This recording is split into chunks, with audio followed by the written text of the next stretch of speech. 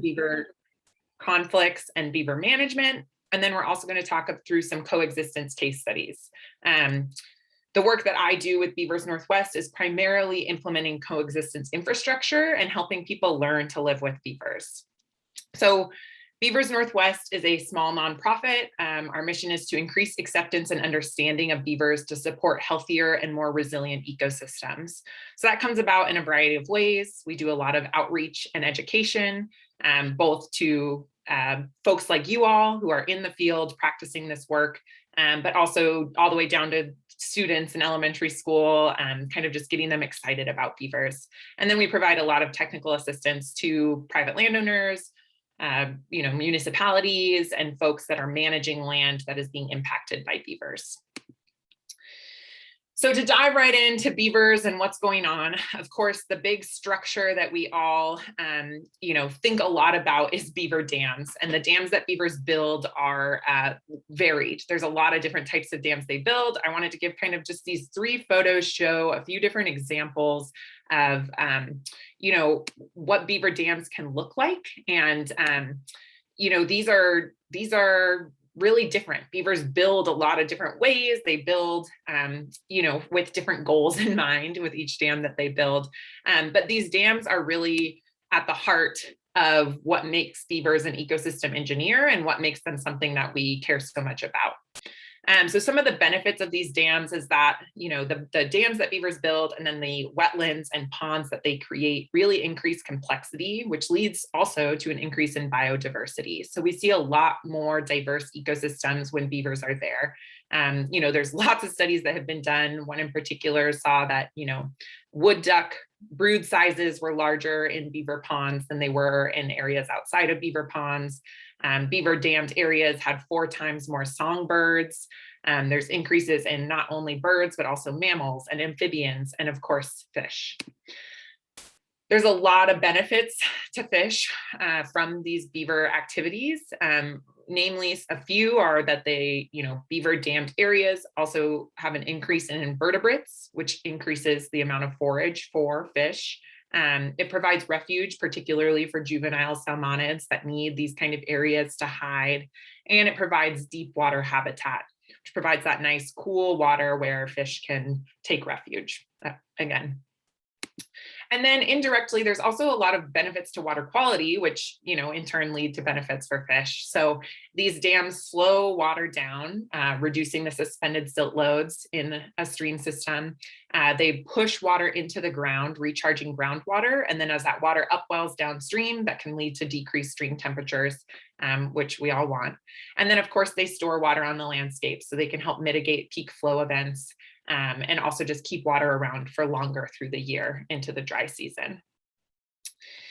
And then one of the awesome benefits that I always like to just briefly touch on is that we can think of beavers as a climate change mitigation tool in some regards. All of these activities that beavers are doing, all these benefits that I've already mentioned are also helping ecosystem resilience. So beavers are increasing that ecosystem resilience. If we have beavers up high in the watersheds, they can hold that water high in the watersheds and slowly release it, keeping our streams running further throughout the year longer.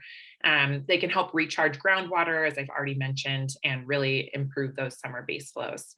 So some really great research going into how beavers can help as a climate change mitigation tool. Spoiler alert, they're not the only solution, but they are a tool that we have in our toolbox. And the more beavers we have on the landscape, the more resilient our ecosystems are to climate change. So really quick run through of beaver benefits. Like I said, if you want more about beaver benefits or why beavers are doing what they're doing, I'm happy to provide more resources, but I wanted to focus mostly today on beaver conflicts because I think most of you have probably seen beavers out in the world and seen potentially some of those impacts that may feel negative, despite all of these wonderful benefits that we have for beavers. So we want to kind of address some of those negative potential conflicts.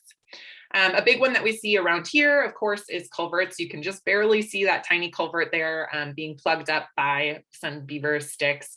So a lot of our particularly undersized culverts are really susceptible to beaver damming. Beavers see culverts as just a perfect hole in a dam that is a roadbed, and it's really easy for them to plug it up and back everything up. And then you know, fish passage is impossible when your culvert is plugged, whether or not it's undersized. But of course, we're seeing bigger and bigger culverts be put in, or bigger bridges, and these still unfortunately become a spot where beavers key into, because they still are that constriction of flow. Beavers are really drawn to areas where it's easy to build and have a big impact. So constrictions of flow are huge for them. We also see a lot of just general flooding of homes.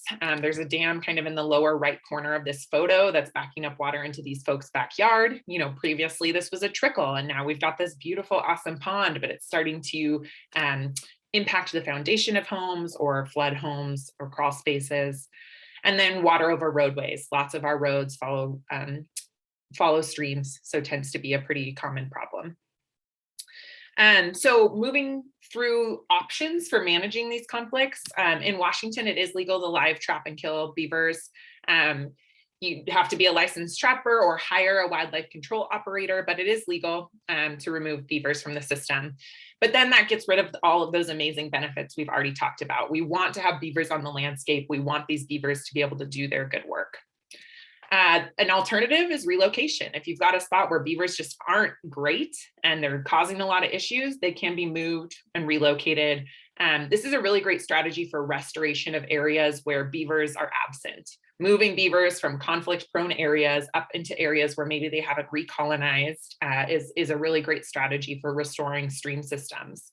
But the unfortunate truth is that if you remove beavers, either by killing them or relocating them, if you've got habitat that attracted beavers there, it's still there. And that habitat is still there. And we have more beavers, and they're constantly dispersing and finding new areas. So these beavers are moving into these systems. And so, you know, trapping and killing or relocating can be thought of as a temporary solution to a beaver conflict. Beavers are going to find that spot again.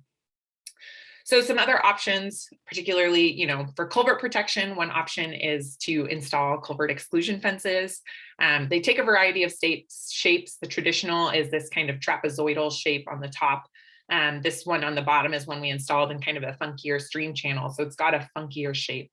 But the idea here is that you're just moving beavers away from that constriction of flow at the culvert, getting them further away from that, preventing them from feeling and hearing that water moving into that pipe really helps to reduce their need or want to build in that area.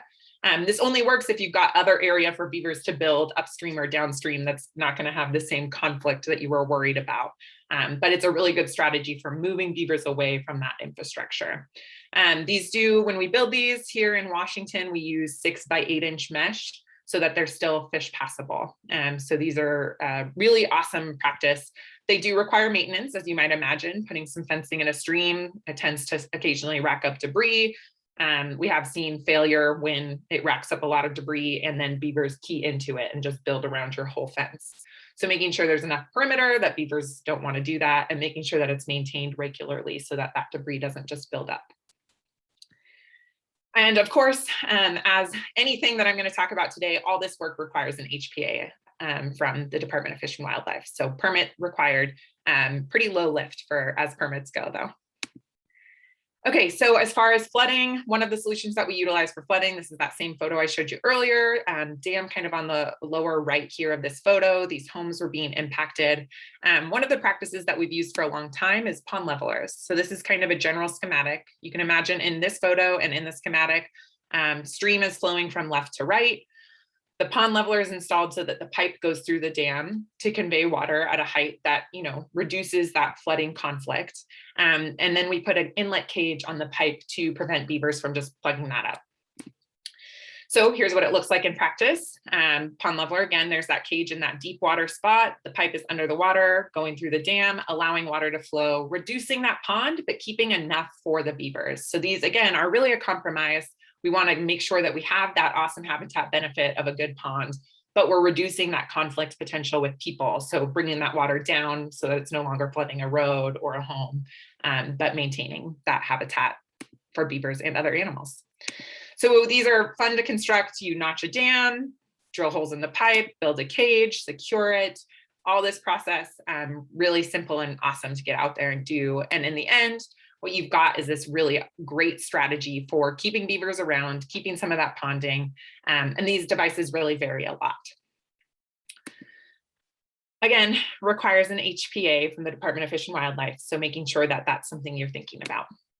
And then the last device that we've been using a lot lately, some folks have been concerned about pipes, rightly so. So we've been thinking about ways to move beyond a pond leveler, if that's what's going to be the solution. And we've been trying out these notch exclusion fences that work somewhat like a combination between a pond leveler and the culvert exclusion fence. So we're notching the dam, putting a little hole in the dam, and building a fence around it. They're not as tried and true as the pond levelers yet, but we're certainly working on them. And I think there's places where these might be beneficial over a pond leveler, but pond levelers are still a really awesome solution. So lots of different names, still workshopping this one, as you can see: notch exclusion fence, perma-notch, notch exclusion device, NEDs, who knows what'll stick. And requires an HPA. Okay, so briefly in my last little time here, I want to run through a couple case studies utilizing the forgotten classic, The Gambler from Kenny Rogers. And this is just a cautionary tale to kind of walk through some ideas. So one thing is you got to know when to hold them. So this is a situation where we came to a site, someone was concerned about flooding, and this is the dam that we found. It was holding back, maybe a foot of water, constructed mostly of leaves and ephemeral material in a really flashy urban system. And our first thought was, this looks like something that a beaver built and has abandoned, or maybe was a juvenile beaver trying out their hand at a new dam, but didn't really find a good spot. So what we did is we got an HPA with this landowner to notch the dam to alleviate temporarily that flooding pressure, and then kind of just waited to see what happened. After the first notch, water flowed, flooding was alleviated. And then the first big rain that we got, this dam washed away and it was totally fine. It was a really ephemeral dam. But this is not something where I would want to install a lot of infrastructure in the stream, putting in a notch exclusion fence or a pond leveler, because it's a really low lift, right? This is something that we just want to let go. This is a temporary structure. It's going to be great, but helping alleviate those landowner concerns. So notching is a really good strategy in a situation like this, where you've got something small or something temporary that you want to deal with without putting in a lot of infrastructure. The caution here is that this is a site that I've been to in the city of Bellevue. There's a dam in the middle of this, and these two big piles that you're seeing are from continued notching week over week for upwards of a year, where they were just continually coming out every week, removing material, and then beavers would come back and rebuild. So this is a site where now we've kind of altered this whole structure. This dam in the middle is kind of surrounded by huge piles of debris, and it's kind of that long-term notching. I see this a lot with long-term notching, where then you've just got this wild, different structure that there's no way that anybody can get over and around this if they're fish, especially. And so thinking about notching as a temporary solution again, something that you do to alleviate flooding pressure temporarily, but not a long-term option. Knowing when to fold them, this is kind of a reevaluation step. So this is a site we went to where we installed a pond leveler to address some flooding, and then got a call from the landowners who said, hey, it's flooding again, we're not sure why. And we came out, and what had happened is this pipe, this is that inlet cage where the water comes into the pipe and then flows out to maintain water level. The pipe in the inlet cage had popped up in there and was making this horrible whirlpool sucking sound. And so the beavers hated it and blocked all around it, as you can see. And so essentially this was a time where we thought, oh my gosh, have our pond levelers been defeated? This is it, this is the end. But it was just that these beavers had learned now this trait of blocking it all up. Typically, this is not an issue because it's not loud. There's nothing for them to key into. So this was a situation of thinking through maintenance actions, right? We want to be maintaining these structures. None of these are something that you throw in and leave them forever and they're fine. They need to be checked up on and maintained as debris racks up, removing it. If that pipe pops up, pushing it back down, doing all that kind of work.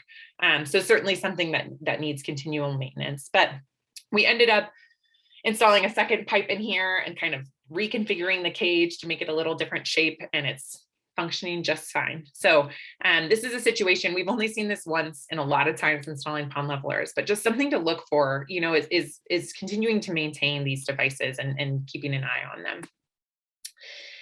And then know when to walk away. A lot of times we get calls from folks who are concerned about tree chew. And tree chew is a really unique issue with beavers because you know, the dams are something we think a lot about as like, okay, the dam is going to be the problem. But when folks are concerned about really big trees or really precious trees or restoration sites where they have performance monitoring standards that's survival based, you know, tree chew can be a big issue from beavers. And there are solutions for dealing with tree chew. One of the best methods is installing fencing. So, you know, fencing around the tree, we recommend offsetting it off the tree to give the tree room to grow. It's got to be at least 36 inches tall because beavers are huge. So you've got to make sure they can't just climb over and chew on that tree. And so this is a really great strategy, excluding individual trees that are precious or excluding a large swath of trees. If you've got a restoration planting, you can build a fence around them. Got to make sure it's flush with the ground or dug into the ground because beavers can slide under or dig under. So really making sure that if you're going to do that, that you check up on it and maintain it. But exclusion fence is really great for trees as well. There's also methods of mixing paint and sand and painting trees to make them less palatable to beavers. So that's another option, not something that we've tried at Beavers Northwest, but worth looking into, and there's lots of resources about it. Knowing when to run. So this is a site in, again, another urban area, a small ditch, roadside ditch. You can see this dam on the photo on the left.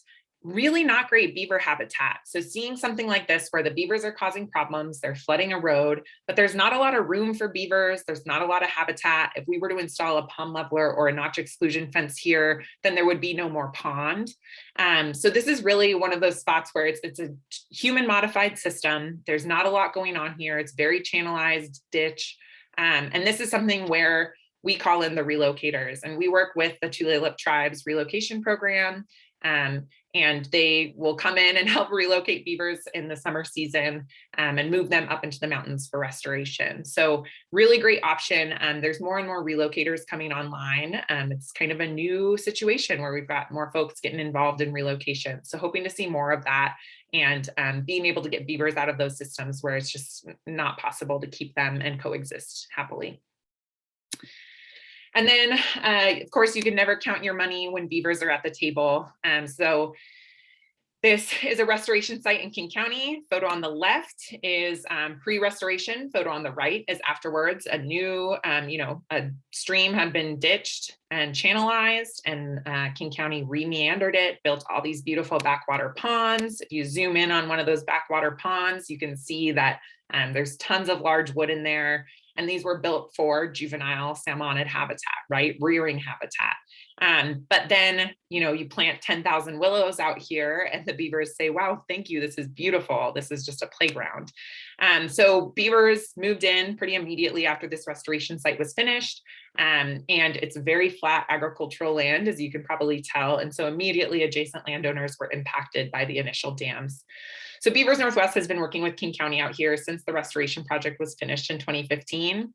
And we have installed many levelers. We're now up to 6 levelers. We've had to move them around as beavers have created new dams. We've installed new levelers. We've moved levelers around. We've continued to monitor. So this is something that we're out there every 3 to 8 months, depending.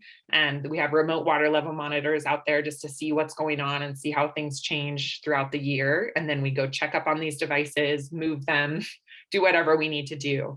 And this is a situation where it's just really tough. Beaver management is adaptive management.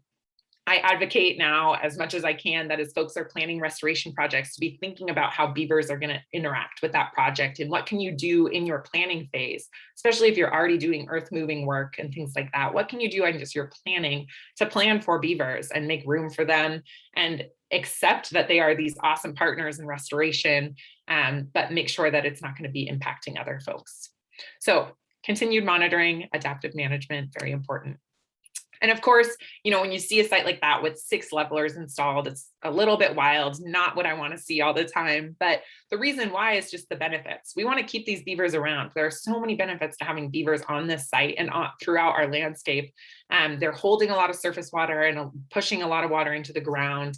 There's a lot of biodiversity at this site. We see a lot of browse on the willows, like I mentioned, 10,000 willows planted, and then those willows resprout. So we're seeing kind of this different, super shady, shrubby habitat right along the stream bank that's really unique. Okay, and to finish out my gambler analogy here, an ace that I could keep. So this is the site that I showed you earlier where there's flooding along some homes. We've got a dam, and we installed a pond leveler to reduce that flooding.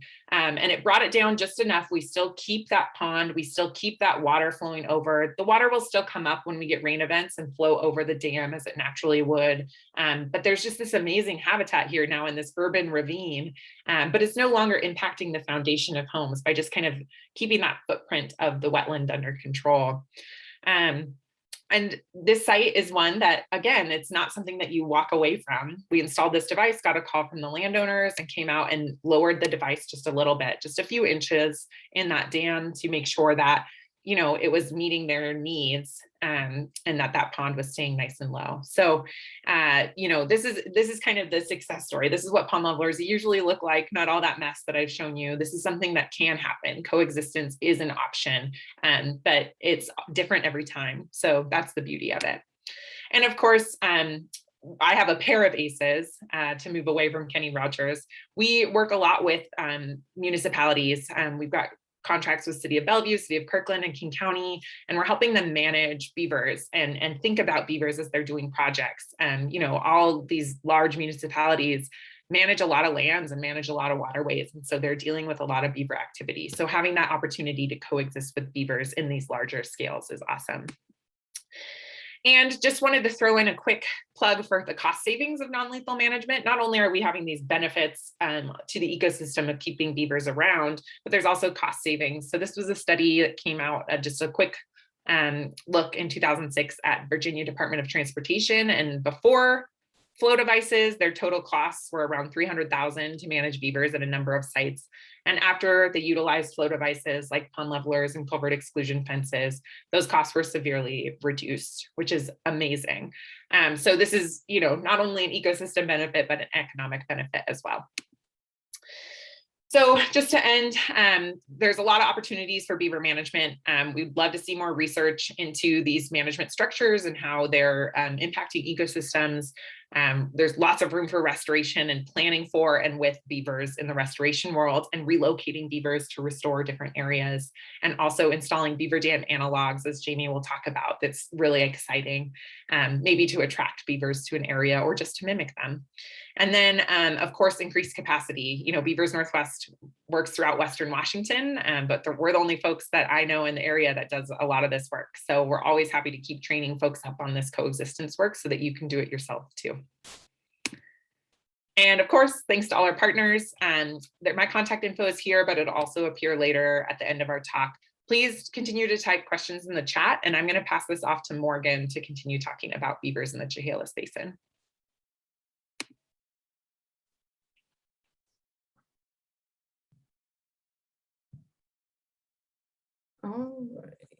All right, let's get this going. Let's see, get this. Love using Zoom. All right. So I'm just going to talk about, kind of shrink the scope a little bit of beavers in the Chehalis Basin. So yeah, thank you so much, Elyssa, for touching on all of the great benefits and also the drawbacks and the conflict of beaver. But yeah, I'm just going to shrink the scope a little bit here. Let me share my video here for you guys. So yeah, beaver in the Chehalis Basin, I was hired on with DFW to work on just kind of seeing what beaver are doing in the basin before we kind of implement a bunch of restoration work that goes into all the great benefits that beaver can provide through restoration. So I am just going to go through some of that information that I found and captured about beaver in the basin. If you're not completely familiar with the basin, this is the bounds that my study kind of focused in on. And the Chehalis Basin is composed of 4 main counties mostly, so Lewis County, Mason, Grays, and Thurston.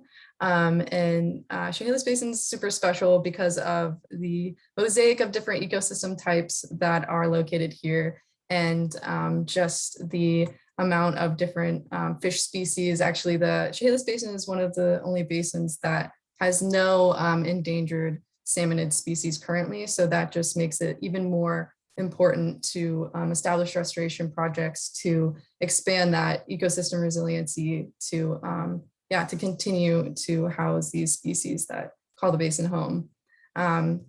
So my report that I captured this information for is in support of the ASRP, which is the Aquatic Species Restoration Plan, and which just focuses on, finding restoration ways and to just promote this ecological resiliency in the basin. And what better topic to delve more into than beaver for this reason? Because as Elyssa mentioned in her talk, there's an array of benefits having beaver on the landscape provide.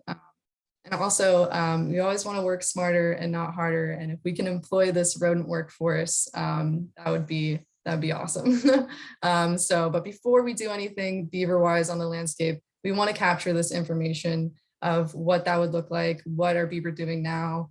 What do people feel about beaver on the landscape? So this is all important information before a restoration project can get started on the ground.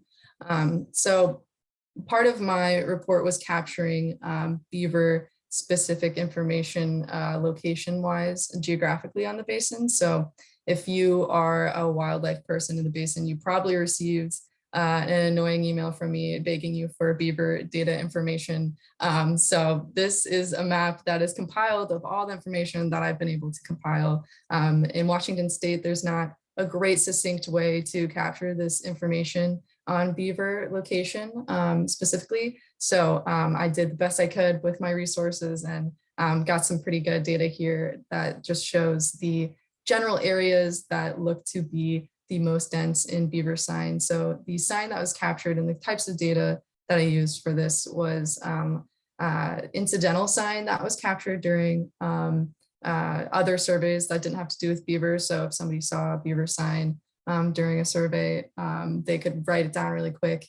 And so I pulled all of that information together from different agencies and internally with DFW as well, and produced this map that we can kind of start to see the baseline of where beaver tend to like to hang out in the basin. And this is important just because we want to know where the beaver are at before restoration occurs by using beaver. Because if we don't really know where beaver are at and we just start throwing beaver in, maybe the population will just become too condensed in a certain area and that kind of a thing. So we just kind of want to have a baseline knowledge of kind of where the beaver are hanging out most. And so in the basin, we're always going to have beaver, whether we try and trap them all or not, they're always going to be there. And the recreational trapping trends right now seem to be trending down. So that population, it's probable of that population to continue to expand. And that expansion, as shown in these 4 graphs, which are just the 4 main counties in the Chehalis Basin, that probable expansion of beaver density will increase the conflict of beaver in the basin. And we want to figure out ways to avoid this conflict from happening. But before we figure out ways to avoid this conflict, we kind of wanted to assess where that conflict is currently and what that conflict looks like right now on the basin. So this map is showing in blue the areas slated for beaver restoration in the future from the ASRP. And these points that are laid out on this map are the lat and long of individual conflict points on the map. And so the orange circles are just highlighting the areas where the future beaver restoration areas overlap with conflict points on the map. So these conflict points include HPA permits, but the HPA permits that are included on this map only include permits that were approved for notching and taking dams out, and not for pond levelers, because pond levelers are seeing more of coexistence than conflict. So we wanted to just highlight the specific conflict on the basin. So the other conflict points on this map are the special trapping permit conflict data and the wildlife control operator data private trappers coming and lethally removing a beaver because of a conflict situation. And so this is mostly just showing where beavers were lethally removed, plus where dams were notched and taken out. And we kind of want to start trending towards avoiding lethal removal, just because, as Elyssa mentioned earlier, when you lethally remove a beaver, if it's a beaver habitat, more beaver are going to just show up. And with the trending population of beaver to in the basin being trending towards more beaver than less in the future, lethal removal will just not work out as well as if we could just find ways to mitigate the conflict in place. And then this also provides all those great ecosystem benefits that beaver provide. So the next part of my report was kind of digging a little deeper into the landowners of the basin and kind of their thoughts and feelings of beavers right now on the landscape. And I always believe that it's super important to intimately include the folks who live in the landscape when you're talking about any type of restoration project, because they're ultimately going to be the ones to carry out the longevity of any projects there for the future generations. So as we can see, this map just kind of points out that the basin is mostly privately owned. The lighter colors on this map are pointing out the public lands in the basin, and the darker tan is all the private land.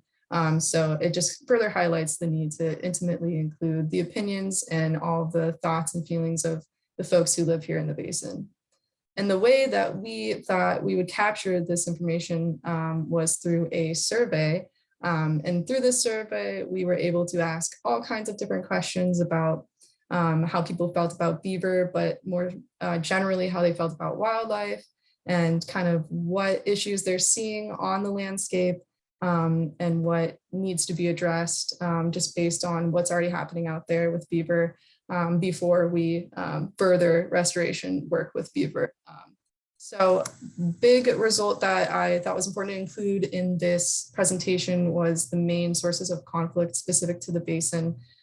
So it looks like in the middle here, we have a lot of the majority of people saying that damage to individual trees and woodlots seem to be a hot topic, a hot button issue for the Chehalis Basin. And this kind of further points out an issue with getting the resources out to people in the basin on how to deal with these conflict situations. Because out of a lot of conflict situations, in my experience, at least, damage to trees is one of the easier ones to solve, right? We can wrap trees and people, as Elyssa mentioned, have had some success with texture repellent on trees. So there are ways to mitigate all these problems in the basin with beaver and people, but the damage to trees seems to be the one that needs the most focus, and that would possibly be an easier one to solve. So the next steps for the information provided in the report is just to further the education in the basin for mitigation tactics. If we avoid furthering the negative attitudes of beaver in the basin, that just means that more beaver can thrive on the basin and coexistence can increase, which means that further ecological benefits that beaver provide on the landscape can continue to increase.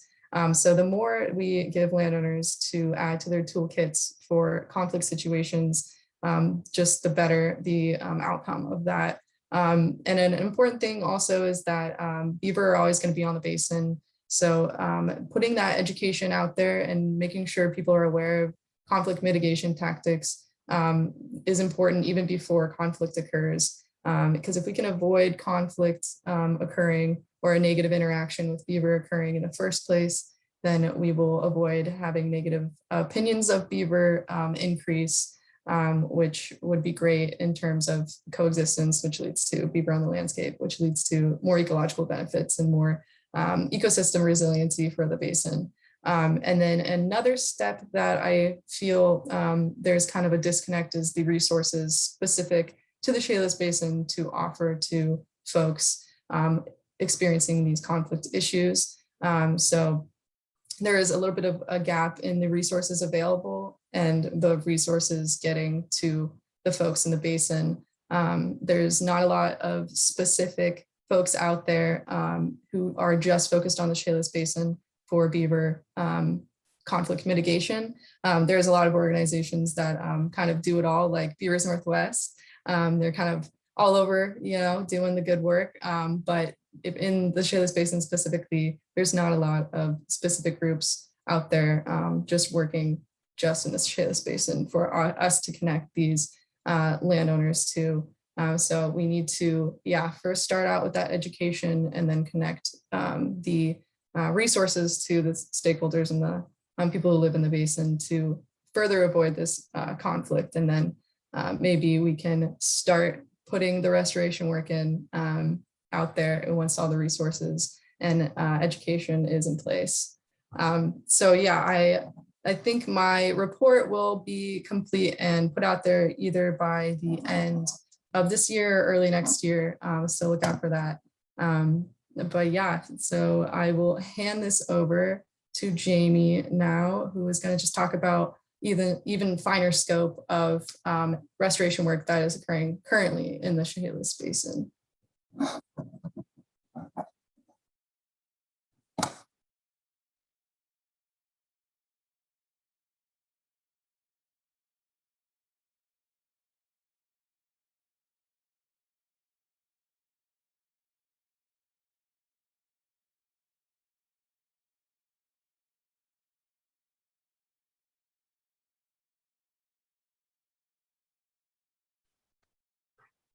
Great, thanks, thanks, Morgan.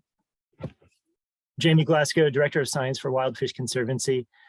As Morgan mentioned, I'll be talking about the Beaver Dam Analog Project development work that Wildfish Conservancy has been doing in the Chehalis with WDFW and a number of other partners, including Beavers Northwest, Ducks Unlimited, and several timber companies, including Jorgensen, Green Diamond, Weyerhaeuser, and Port Blakely. Also getting support from Grays Harbor and Lewis County CDs. This is a project that was funded by the Aquatic Species Restoration Plan. Again, Jamie Glasgow with Wildfish Conservancy. Reed, of course, is on the call as well and available to weigh in if there's anything I've forgotten. Thought I'd start with a real quick overview of beaver dam analogs, or BDAs. These are restoration technique that can be used to attract beavers to a particular location or mimic their ecosystem benefits. Quite simply, kind of a row or two rows of fence posts driven perpendicular to the flow in the stream channel, and then interfilled with branches or vegetation, really to mimic a beaver dam. Elyssa went into great detail about the many ecosystem benefits provided by beavers, so I'm going to skim over this slide, but I do think it's worth thinking about for a moment just how many beavers likely used to exist in the Chehalis Basin, how many we've lost. We do know that over the last 150 years or so, we've lost 90% of the marsh and pond habitats within the Chehalis Basin. We can only imagine what this landscape looked like before it was as developed as it is now, before the beaver trade hit this basin and really came close to extirpating beavers in the Chehalis. We do have a lot of beavers now. I think we're well on our way to recovery. We may never, again, have as many as we did back then, but the landscape implications are pretty enormous. The really four main goals to the project that we are undertaking with BDAs. The first was to refine the beaver intrinsic potential siting model for the entire Chehalis Basin. With that done, we will identify beaver dam analog designs and permits for 5 to 10 sites within the basin, identified using the beaver intrinsic potential model, which I'll describe in a minute. Where willing, landowners are supportive, and to prepare shovel-ready designs for phase 2 of the project, which is to implement between 4 to 12 BDAs per each reach within 5 to 10 sites.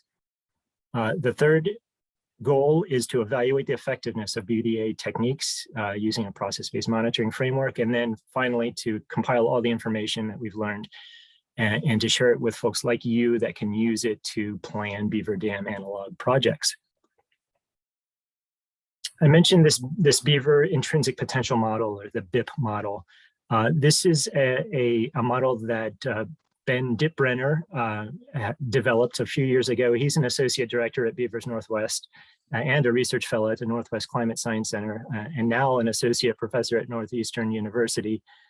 Ben's a partner on the project along with Elyssa through Beavers Northwest, and he's been instrumental in updating the BIP model for the Chehalis. This is a generalized intrinsic potential model where variables including channel gradient, channel width, and valley width are used to essentially predict where stream reaches are that have characteristics that would likely be appealing to beavers in beaver dam construction. The URL for the model is here on the top right corner of this slide. And it is a model I'd encourage you to take a look at. This is what it looks like if you drill down into it. Stream reaches are color coded based on their intrinsic potential for beaver habitat. Red reaches in this image are those with the conditions most suitable for beaver activity. There's also a number of other layers available that you can turn on and off in this kind of interactive web map that can help you inform site selection. There's information like LiDAR, hillshade, and air photos, of course, but also modeled stream temperature data, culvert data, fish distribution data by species, parcel boundaries, and aquatic species restoration plan management regions, among many others. So we used that tool to identify a few dozen potential sites and then reached out to landowners to winnow that list down, and then met on site with interested landowners to walk these reaches and essentially ground truth and validate the model to make sure we were in a place in the watershed where beaver dam analogs would be appropriate. That is, the gradient and the width of the channel are such that you'd expect to see beaver dams in those locations. Having done that, we worked with WDFW engineers to develop a beaver dam analog design typical for planning purposes at these sites, but also for permitting requirements. You need to be able to explain what the intent of the project is. And within any given reach where BDAs are planned, it's typical to install not just one or two, but anywhere between, let's say, 4 and 12, depending on the reach length. Not every single BDA will stick. Not every one will work as designed. And so it's always beneficial to have multiple in place. This is low cost process-based restoration kind of at its finest. It's not expensive to design. It's not expensive to construct. Some will work, some won't. There's a lot of variables which determine the effectiveness of this approach. And those variables are one of the reasons that we're very interested in monitoring how the structures we construct will work. Beaver dam analogs are well studied in the arid West. There's lots of literature out there that describes their effects on the environment, but less well studied west of that cascade. So we're treating our BDA projects as experiments, and we're going to learn as much as we can about their effectiveness in a range of conditions where we're installing them. And we're going to share all of that information with you all once we have it. We're interested in a number of response variables when it comes to BDAs. Those are listed here. I won't go through them all except to point out that we're interested in temperature impacts, hydrological impacts, physical and biological impacts. And so we have these subcategories that we'll be monitoring intensively at a subset of our BDA sites. When we start constructing them next summer, we'll be able to monitor over time the responses of these variables to those structures. We have started monitoring this summer, so we have at least 1 year, maybe in some cases 2 years worth of baseline data before the structures are installed. This image shows the instrumentation that we're using at each of our sites. This reach here in the middle is where the BDAs would be installed, again, anywhere from 4 to a dozen or so structures in this reach. We have a control reach upstream from that, and then a downstream reach as well to monitor temperature impacts and hydrologic impacts that may extend downstream from the treatment reach. As I mentioned, we began the baseline monitoring at 3 intensive sites this summer. We have done the instrumentation, so we have our temperature loggers installed at those 3 sites, and we are in the process of collecting fish data now, baseline fish data at each of those 3 sites, so we can characterize the fish communities. We're interested in all the fish we encounter, including lamprey and sculpin, but also salmonids, of course, including fish like East Cutthroat. We're also measuring and weighing the salmonids we encounter so we can collect information about their condition, that is their weight relative to their length. We also have information for each of our 3 reaches at each of our sites on species composition. And we'll be able to track how these things change over time, or whether they change over time following the implementation of the BDA treatment. Our timeline began in spring of 2020. We are now in the process of finalizing the installation of our instrumentation for the baseline monitoring. We plan to construct the BDAs at our sites next summer and the summer after, and hopefully we'll be monitoring the sites for 3 years post-treatment. We'd love to publish our findings. At a minimum, we're going to make sure that the lessons we learned through this exercise are compiled and shared in a way to inform the restoration community, including information such as BDA siting tools like the Beaver Intrinsic Potential, guidance for outreach to landowners and conflict resolution resources, structure design guidance, permit guidance, and monitoring study plan. It's our hope that as other practitioners start implementing BDAs in the Chehalis, that they too will treat their projects as experiments and will have intensive monitoring at those sites so we can have a larger sample size and really learn how different stream reach variables affect or impact the effectiveness of these BDA projects. I'm going to try to save a little bit of time for questions and answers and conversation. I believe Reed will pull some questions from the chat room, or if there's time and you have questions you haven't yet written in chat, you might raise your virtual hand and we'll see if we can call on you that way. Regardless, if we do run out of time, here is contact information for Elyssa, Morgan, and myself. Feel free to reach out to any or all of us. And I suspect there'll be other opportunities for us to present updates as this project moves forward. Thanks for your interest. Great, thanks, Jamie.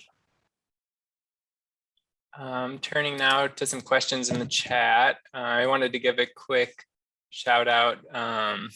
Brian Stewart with Conservation Northwest has a beaver habitat connectivity model that has recently been completed. His contact information is in the chat for folks that want to learn more about that.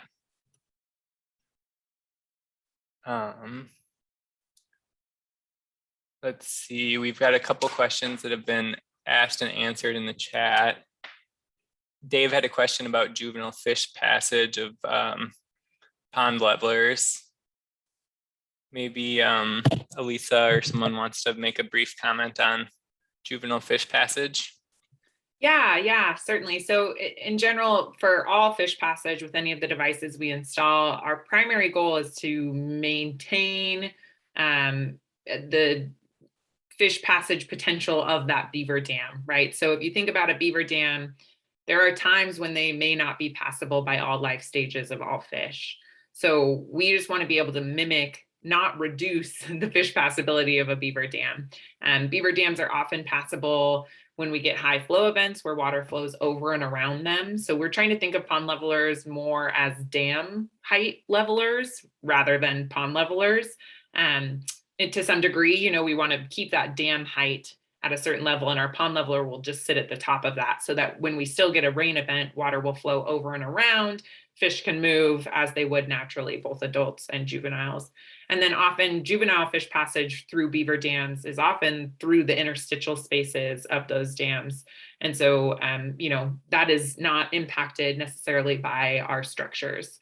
You know, I'm happy to talk more about it or like engage with folks if you have further questions. I think it's not something that's been explicitly studied. And that's something that we are kind of trying to push for. We're a pretty small organization, so it's not something we have the capacity for, but we're working with folks at King County to try and start studying these devices and how are adult fish moving. Hopefully, eventually we'll get to juvenile fish, but there's a lot of folks thinking about it, but not a lot of data about how that passage is happening. So certainly open to suggestions as folks have them.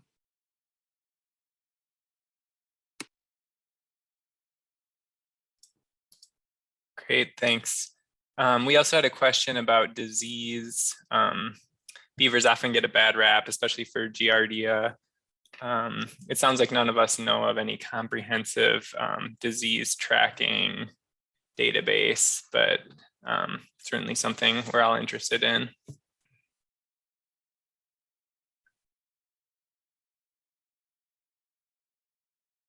We've made it through most of the questions in the chat here. If anyone else wants to chime in, feel free to unmute and ask your question.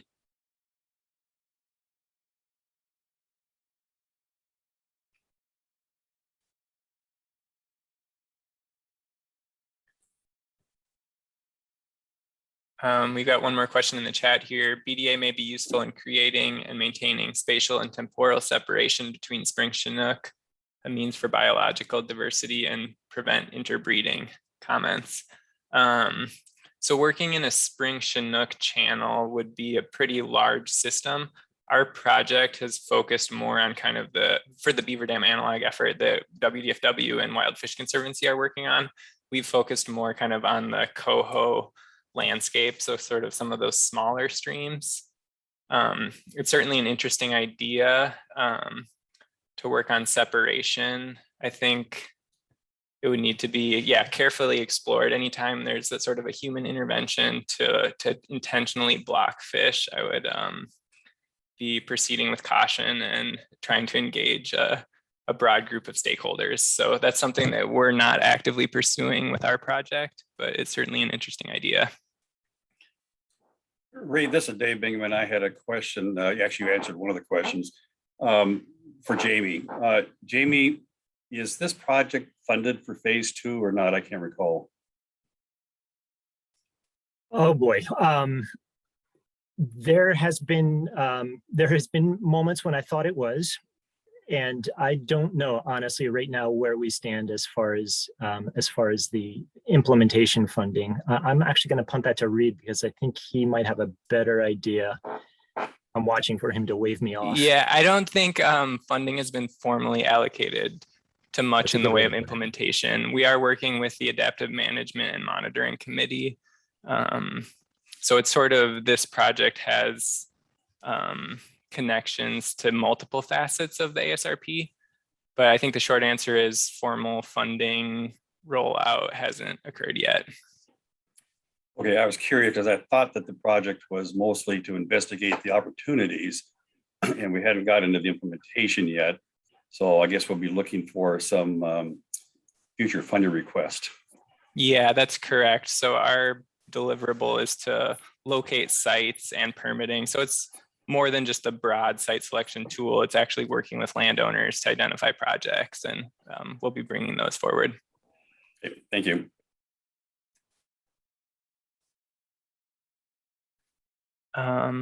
Mark Mobbs, in a conversation with Pete Bisson many years ago, he mentioned seeing juvenile coho upstream of a beaver dam that was 12 feet high. We did not discuss how they got there, but this tidbit remained in my brain. Yeah, coho are amazing. We're excited to have some baseline information about coho occurrence upstream to help kind of understand more about if we continue to see those fish in future years. Yeah, I just wanted to chime in on that too. Like in terms of fish use around beaver dams, I think it's really hard because of that potential like barrier at certain times of year. You know, those juvenile coho might be stuck in a beaver pond, but they're totally happy there for a while, like through the summer, eating bugs. And then when it rains and water comes up and there's other pathways for them to move, like I think it's really interesting to think about that natural kind of funky way that beaver dams are really special for fish. And it's hard for us to conceptualize as people who are like building structures. So yeah, I think it's really neat to think about how coho get over a 12-foot dam and at what time of year they do that and how they wiggle through. And I don't know, it's pretty cool. I might elaborate just a little bit too on a point you just made, Elyssa. I would say coho are more than content in these ponds. There's actually a lot of research that's been done and published looking at the increased productivity of tributaries that have beaver ponds in them relative to those that don't. You know, you think of this temperature heterogeneity that occurs because of beaver ponds and the increased productivity that comes with that, and metabolism increases. It's all borne out in larger fish leaving streams that have beaver ponds relative to those that don't, which relates eventually to increased survival to return as adults. So I think a lot of good reason to kind of trust in the fact that beavers and salmon have co-evolved for tens of thousands of years. And while we may look at a beaver dam on a small stream during summertime and see it as nothing other than a complete blockage to fish passage, at different flows and in different conditions, they are getting by. We'll continue to monitor that. We're treating that as one of our questions of interest. But yeah, it's I think it gives me anyway some relief to know that there are thousands of years of co-evolution that are at play here. So that gives me hope. Yeah, Elyssa, my question was kind of elicited by a couple of pictures you showed. It looked like exiting the pond through the leveler was going to be a wild water park ride, going down over a hill and such like that for juveniles. So that's kind of what got me thinking about that. I understand that not all of them are like that. That just looked like kind of a wild ride. Definitely, it changes every time, and certainly our hope is that the pipe is not the only mechanism of passage, right? We want them to be able to move as they would over and around and through the dam. But yeah, I think sometimes it does look like a wild water slide, so.